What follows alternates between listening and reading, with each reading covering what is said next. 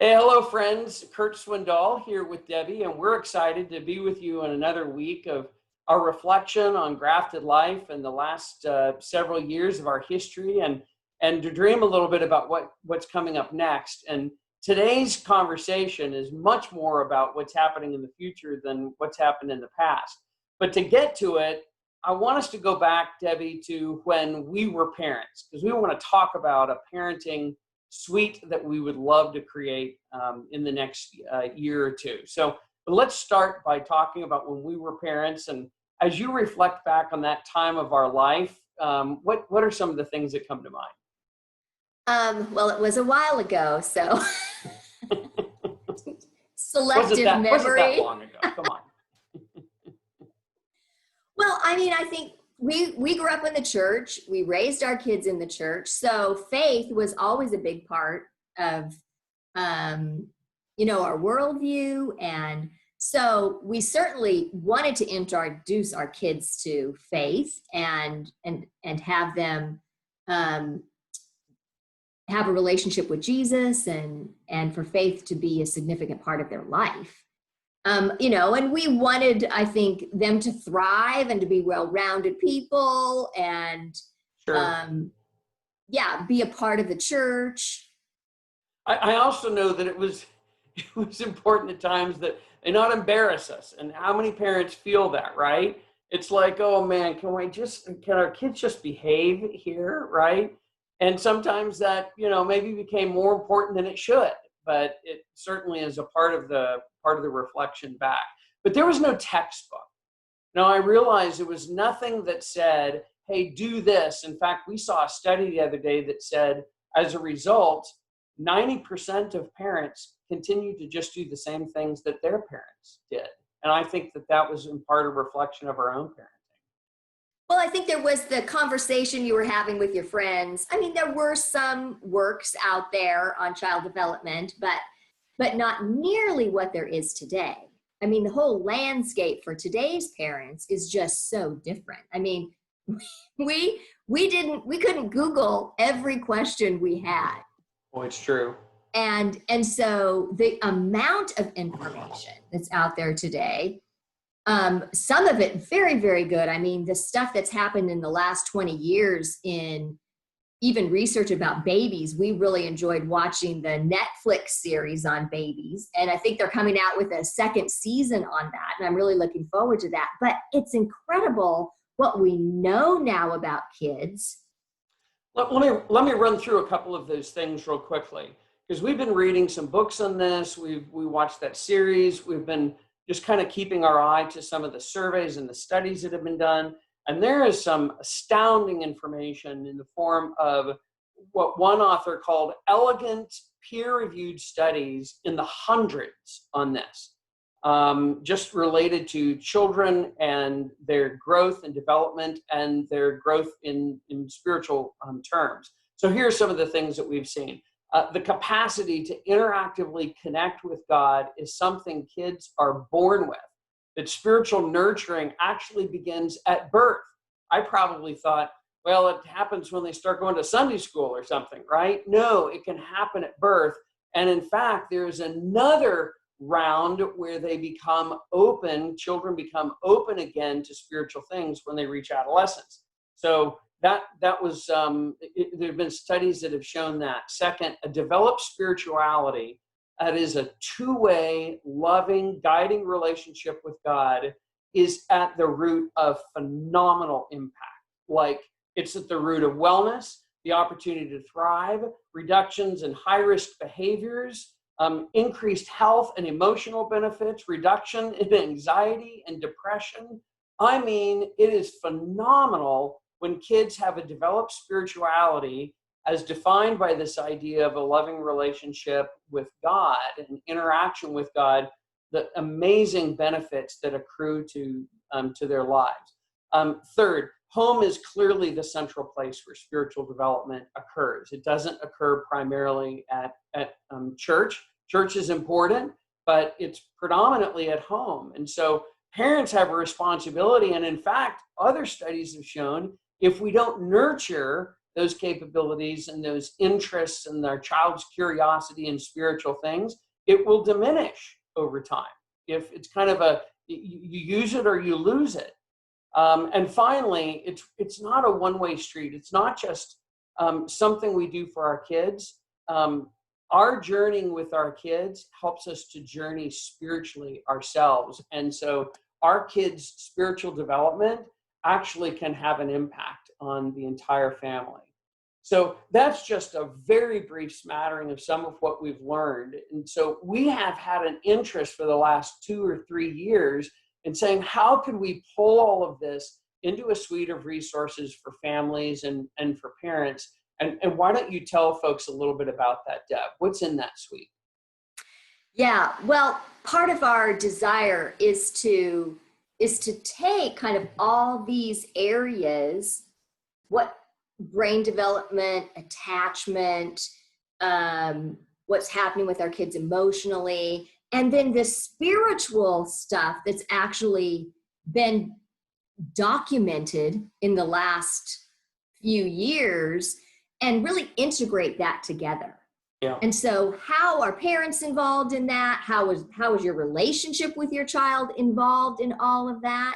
And so bringing that together in this series called At Home with God. And so the 5 products that we're looking at right now, the first one is called Made in the Image of God. Because all this relational stuff, because it's usually relationship that's integrating all this stuff together, is because we're made in the image of a relational God. So understanding that, who are we, and how have our relationships formed us as those that are caring for children? And so this isn't just for parents, but grandparents, Sunday school teachers, anybody really that's involved with caring for children can learn something about how their relationship, even how they've been parented, affects the way they interact with other people in their life. So that's really the first product, kind of knowing God, knowing yourself.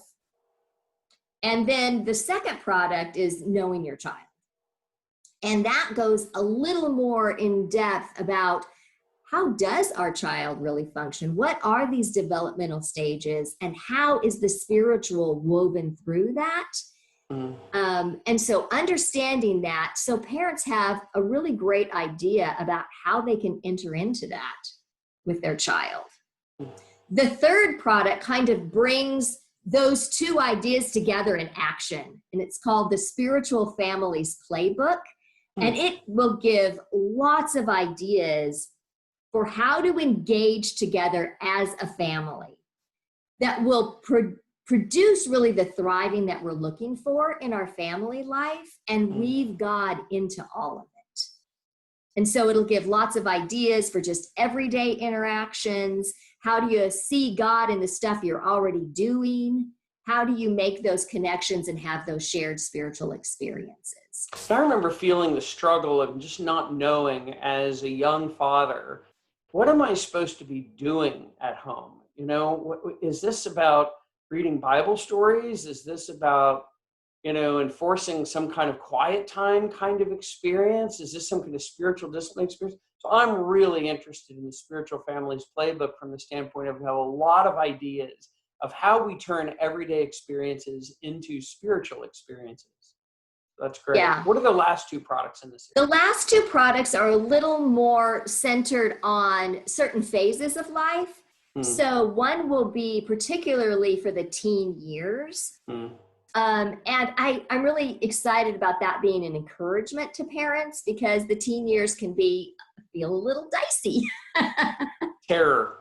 Terrifying. Okay, terrifying. But there's great opportunity there. And I'd love to really encourage parents to lean into God and enter into that opportunity that is available during adolescence and the teen years. And then the last product, A Season of Blessing, will really be for grandparents and other older folks like you and me that still have great influence in children's lives and how they can see God as part of what they're doing and really bring a blessing to their adult children, to their grandchildren, and just really be with God in that season in their life. I know you saw a study the other day that said parents were the number one spiritual influence in grandchildren's lives. They're the Yeah, people they go grandparents. to for Yeah. prayer, and they go to them for spiritual guidance and direction and help and support. Parents were not the number one. No, Grandparents were it the went number one. grandparents and then Yeah. mothers and then fathers. Sorry, guys. There's a little work to do. Well, I plan on developing this with you, Deb, as a part of our development process, because I want fathers, husbands, men to know that these resources are for us as well as for the mothers and the grandmothers and the women in their lives. So what do you hope will be accomplished through these resources, Deb, as you kind of think about the impact that they could have? I think the number one thing is for families to recognize that God is already there. Mm.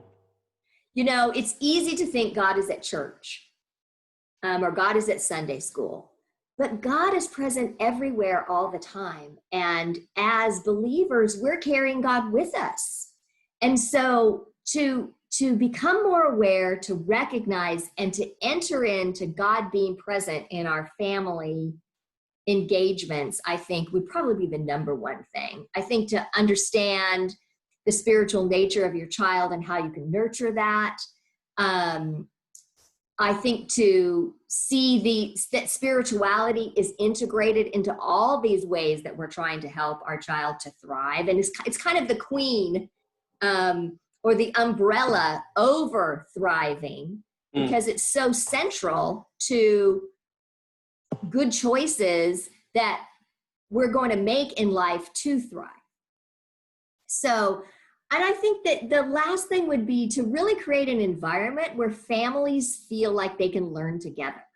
You know, this isn't just about parents teaching their kids something, because kids have a lot to teach us about spirituality. The fact that they relate so easily, they're open to this connection with the transcendent, our God, and they can lead us in that place. So to make space to be co-disciples together as a family, I think would be just a beautiful picture for a lot of families to enter into.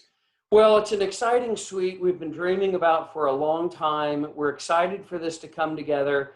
We'd like to ask you who are watching and with us today as a part of this conversation to consider being a part of kind of the force behind this, the spiritual force that is enabling this to happen.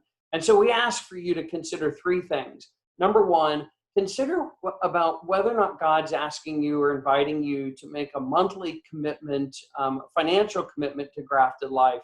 It doesn't have to be much. We just want people on our team financially supporting this work. We plan to fund this primarily through some larger gifts that I'll talk about in just a second, but we would love to have a team of people who are saying, we believe in this, we want to be a part of this, and this is a part of the way that we can. Second, we'd love to have folks praying for this, and I mean really committed to praying for this. As we go through the development process, it often isn't an easy process, and we need folks that are part of our prayer support team behind us and encouraging us through your remembering us that way. And then third, we would love for you who are watching to consider, is there anybody in your life you can share this with? We would love for you to share the video with them and to have them a part of this conversation. We'll be announcing and talking a lot more about this online. And then the last thing I would mention quickly is we need to talk with folks who have the ability to make a significant gift toward this project. And we're talking about something that would be in the 5 or 6 figure range. You may not have a capacity to do that, but it seems like everyone we talk to says, I know someone who I think could be interested in this and who has the ability to fund something like this. And so we would love to know who those folks are. If you would help us with an introduction, whatever, just connect us and we'll continue the conversation with them. So think about that, would you? Who might be around to help us that way? Any kind of closing thought, Deb, as we wrap things up? We're ready to go. Yeah. We've done a lot of research. We're Yeah. primed. We're ready to go. So Yep. yeah, we So need a thanks team, everyone and so for yeah. thanks everyone for connecting in with us today, being a part of our conversation. We're excited to see what God is going to do through this process. I think we have a great vision, and it's going to be fun to see it unfold. We'll talk to you all next week.